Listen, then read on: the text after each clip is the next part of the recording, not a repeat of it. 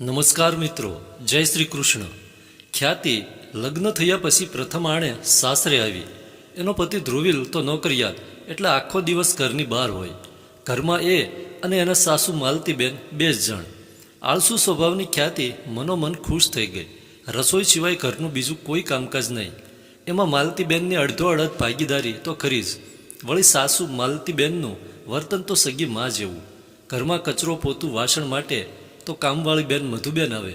Washing મશીનમાં નાખેલા કપડાં પણ મધુબેન જ સૂકવી દે. તો કપડાને ઇસ્ત્રી કરવાનો ઇજારો તો માલતીબેને કાયમ પોતાની પાસે જ રાખેલો. માલતીબેન બહુ ભલા ભોળા. એમના પતિ વર્ગ 2ના અધિકારી હતા.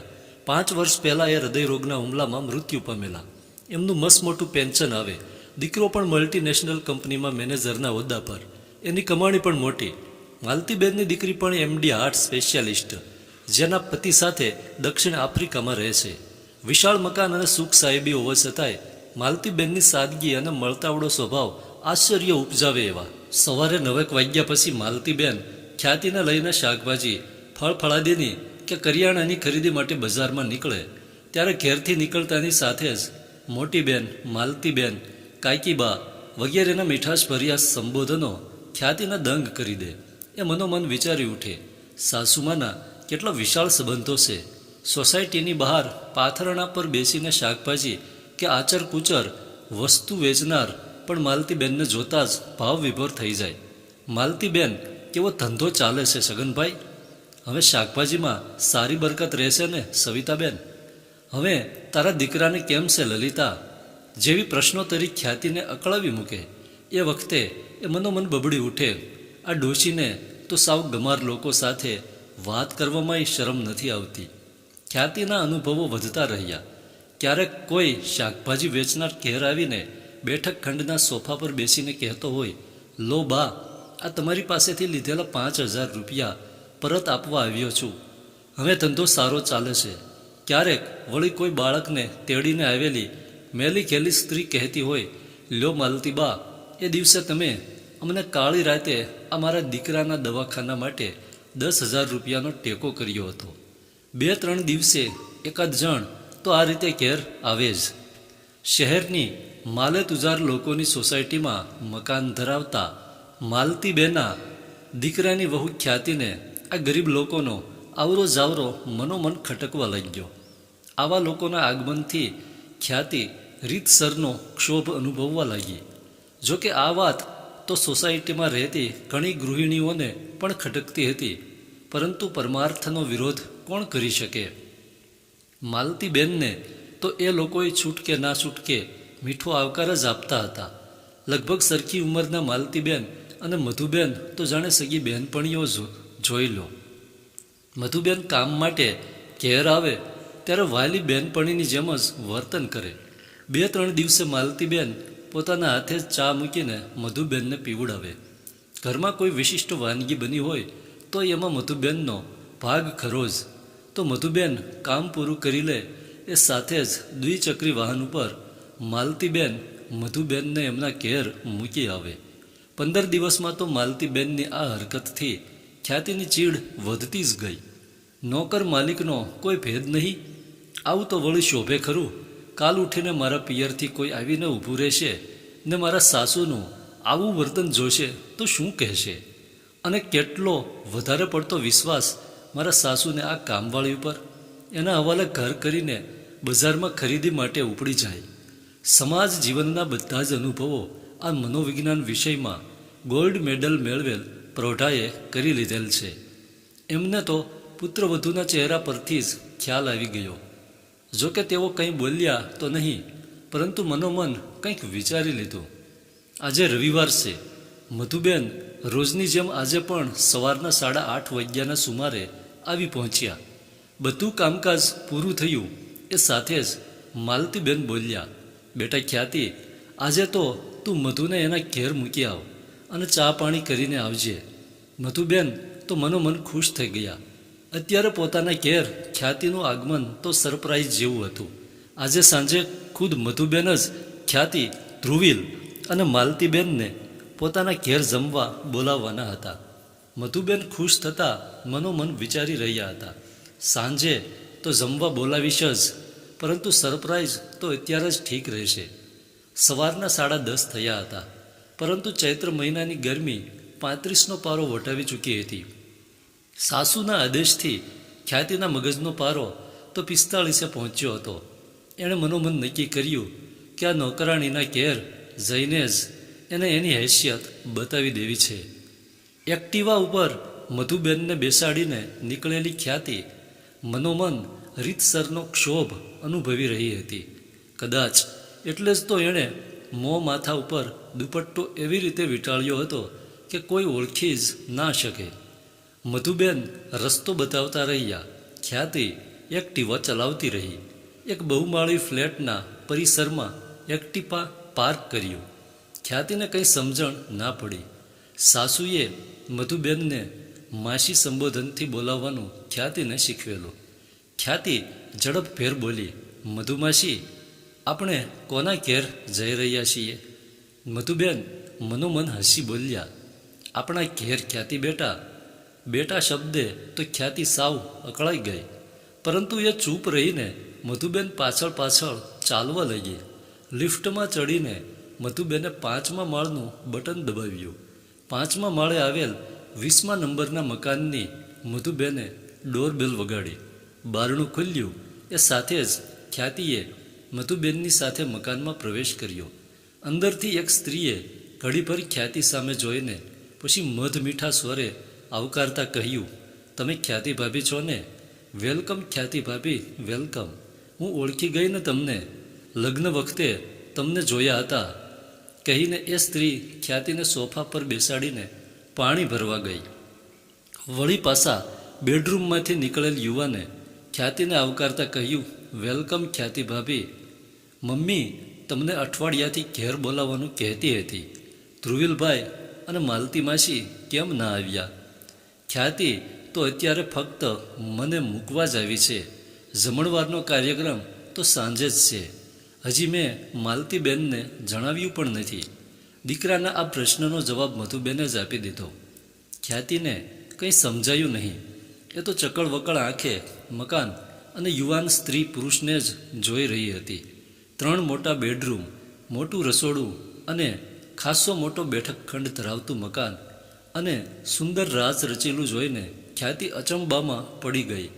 યુવાન સ્ત્રીએ ખ્યાતિને પાણી આપીને પછી એની જોડે બેઠક લીધી. ખ્યાતિએ પાણી પી લીધું એ સાથે જ યુવાન સ્ત્રી બોલી, મારું નામ જાગૃતિ અને આ મારા પતિદેવ પંકજ. આ મારા વાલા સાસુમાં. એમને તો તમે ઓળખો જ છો. મારા સસરાજી અત્યારે ગામડે ગયેલ છે. તમે સાંજે જમવા આવશો એના પહેલાં એ આવી ગયા હશે. આમ તો લગ્ન વખતે મેં અને પંકજે તમને જોયા હતા અને તમારું પણ થોડું ઘણું ધ્યાન એ વખતે અમારા ઉપર પડ્યું જ હશે. એ વખતે અમારે બંનેને એક પ્રોજેક્ટ માટે બેંગ્લોર જવાનું હતું, એટલે ધ્રુવીલભાઈને પરણાવીને ઘેર લાવ્યા. એ વખતે જ હું અને પંકજ બેંગ્લોર જવા નીકળી ગયા હતા. એ વખતે અમારી ગેરહાજરી હોવાથી મમ્મીએ તમને અહીં ચા પાણી માટે નહોતા બોલાવ્યા. સાવ મૂંગી મંતર બની ગયેલી ખ્યાતિએ મોંમાં ભરાઈ ગયેલું થૂંક ગળે ઉતારતા કહ્યું, જાગૃતિબેન, તમે બંને જણ જોબ કરો છો? જાગૃતિબેન નહીં, પરંતુ જાગૃતિ ભાભી કહો, કહીને હસી લેતા જાગૃતિએ આગળ ચલાવ્યું, હું MCA થયેલી છું, જ્યારે પંકજ IT એન્જિનિયર. અમે બંને એક જ કંપનીમાં છીએ અત્યારે. બહુ બોલકી જાગૃતિએ આગળ ચલાવ્યું, હું પરણીને સાસરીમાં આવી ત્યારે મેં BCA સુધી જ અભ્યાસ કરેલ હતો. અહીં મારા સાસુમાના આગ્રહથી પંકજે મને MCA કરાવ્યું. એના પછી તો પંકજ જે કંપનીમાં નોકરી કરતા હતા તેમાં જ હું સિલેક્ટ થઈ ગઈ. એક વાત તો કહેવાની રહી ગઈ ભાભી, મારા અને પંકજના લગ્ન વખતે પૂરા 2000 રૂપિયાનો ખર્ચ થયો હતો.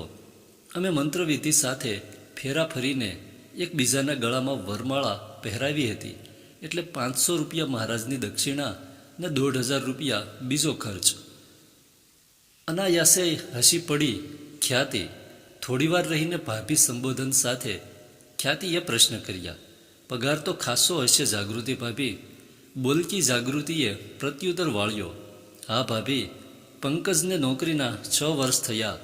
એનો વાર્ષિક પગાર 17 લાખ રૂપિયા છે, જ્યારે મને નોકરીના 3 વર્ષ થયા અને મારો વાર્ષિક પગાર 11 લાખ રૂપિયા છે. હજી ખ્યાતિનો મૂળ પ્રશ્ન તો યથાસ્થાને જ હતો. એણે પહેલી વખત થોડી નર્વસતા સાથે મધુબેન તરફ નજર કરી. જાગૃતિ તો એની વાત પૂરી કરીને ચા બનાવવા રસોડામાં ગઈ હતી. થોડે દૂર બેઠેલા મધુબેનને ખ્યાતિની નર્વસતાનો અંદાજ આવી ગયો. તેઓ ઉઠીને ખ્યાતિ પાસે આવીને બેઠા. એ સાથે જ તૂટક શબ્દોમાં ખ્યાતિએ વાક્ય અધૂરું છોડ્યું. માસી, તમે ઘરકામ? મધુબેને થોડું હસી લીધું અને પછી બોલ્યા, સાંભળ ખ્યાતિ બેટા, હું પંકજના બાપુ, અને પંકજ 23 વર્ષ પહેલાં આ શહેરમાં આવ્યા હતા.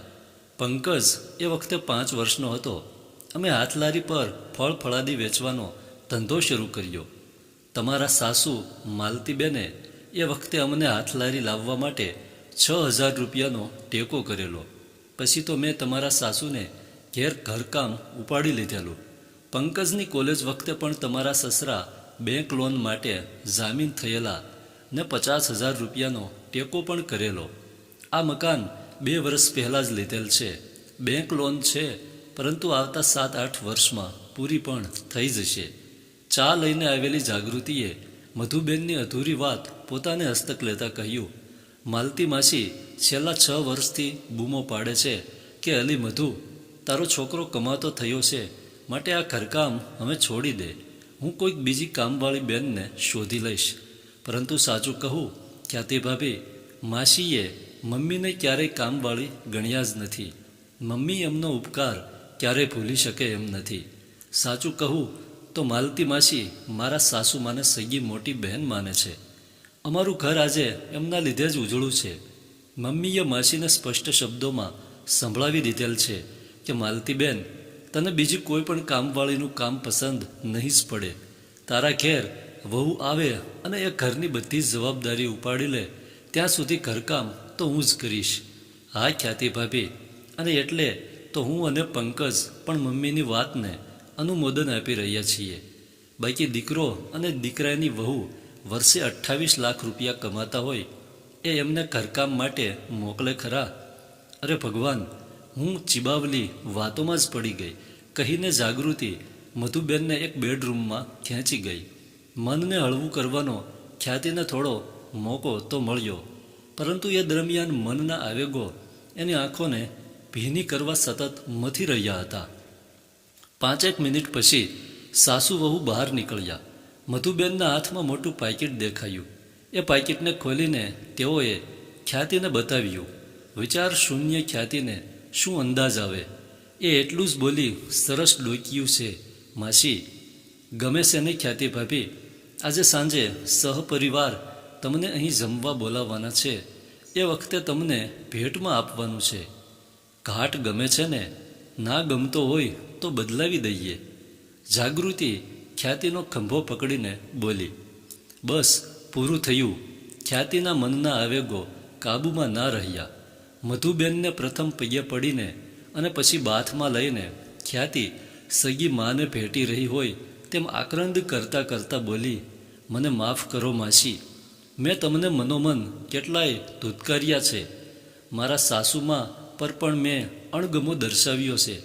આવા અણમોલ સંબંધો અને પરોપકારની ભાવનાને હું બિલકુલ ના સમજી શકી. મને માફ કરો માસીમાં. અરે રડે છે શું ખ્યાતિ બેટા? હજી તું ક્યાં એટલી મોટી થઈ ગઈ છે કે સંબંધોની લાંબી ગતાગમ પડે તને? સાની રહે હવે, નહીતર બરડામાં એક ઝાપટ મારીશ.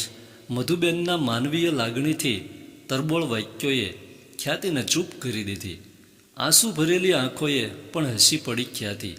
જોયું નહીં ખ્યાતિ ભાભી, આજ તો હોય છે વડીલોની પ્રાણવાયુ જેવી સમજ, કહીને જાગૃતિએ ખ્યાતિને બાથમાં લીધી. મધુબેનને એમના ઘેર મૂકીને હવે પોતાના મુકામ તરફ પરત ફરી રહેલ ખ્યાતિએ અત્યારે પણ એના મોં ઉપર દુપટ્ટો લપેટી લીધો હતો. અત્યારે ફરક એટલો હતો કે આંખોમાં ઉભરાયેલ પસ્તાવાના આંસુ કોઈની નજરે ના ચડી જાય. એક્ટિવા પાર્ક કરીને દુપટ્ટો સોળતીકની ખ્યાતિ ધ્રુવિલ સાથે વાતે વળગેલ માલતીબેનના પગ પકડીને રડવા લાગી.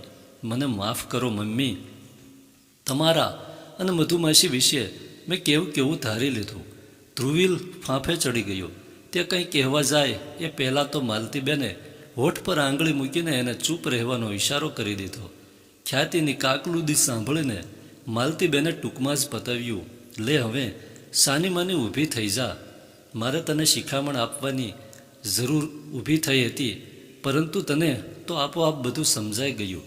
હવે ઊભી થાય છે કે પછી બરડામાં ઝાપટ મારું, કહીને માલતીબેને ખ્યાતિને સાતી સરસી ચાંપી દીધી. ધ્રુવીલ તો આ દૃશ્યને જોઈ જ રહ્યો. એના હોઠ ખુલબંધ થઈ રહ્યા હતા, પણ એ કંઈ કહી ના શક્યો. આખરે માલતીબેન જ બોલ્યા, આ અમારો સાસુ વહુનો મામલો છે, એમાં વધારે જાણવાની તારે કોઈ જરૂર નથી. પછી તો ખ્યાતિએ પણ સાસુમાની છાતી પરથી માથું હટાવીને ધ્રુવીલને કહી જ દીધું, કંઈ નહીં, એ તો હું મોટા ઢાંઢા જેવડી થઈ તો એ હજી ઘરકામમાં આળસ કરું છું. હવેથી ઘરનું બધું જ કામ હું જ કરીશ. આજથી મધુમાસીની પણ છૂટી. ખ્યાતિનો અર્ધસત્ય જેવો પરંતુ પાપ છૂટ્યો જવાબ સાંભળીને લાગણીમય બની ગયેલ માલતીબેન પણ બોલ્યા વગર કેમ રહી શકે. હા ખ્યાતિ વહુ, આજથી બધું જ ઘરકામ તમારા માથે, પણ એમાં એક શરત છે. ખ્યાતિથી બોલી જવાયું, કઈ શરત મમ્મી? બીજી શરત તો શું હોય પણ, કહીને માલતીબેન અટકી ગયા. ધ્રુવીલ અને ખ્યાતિની ઇંતેજારી વધતી ગઈ. બંને આતુરતાથી માલતીબેનને જોઈ જ રહ્યા. આખરે મૌન તોડતા માલતીબેન બોલ્યા, શરત એ છે ખ્યાતિ વહુ કે હું દાદી બનું ત્યાં સુધી જ તમારે બધું ઘરકામ કરવાનું. માલતીબેનનું વાક્ય સાંભળીને ખ્યાતિ અને ધ્રુવીલ ઘડીભર એકબીજાને જોઈ જ રહ્યા. ધન્યવાદ.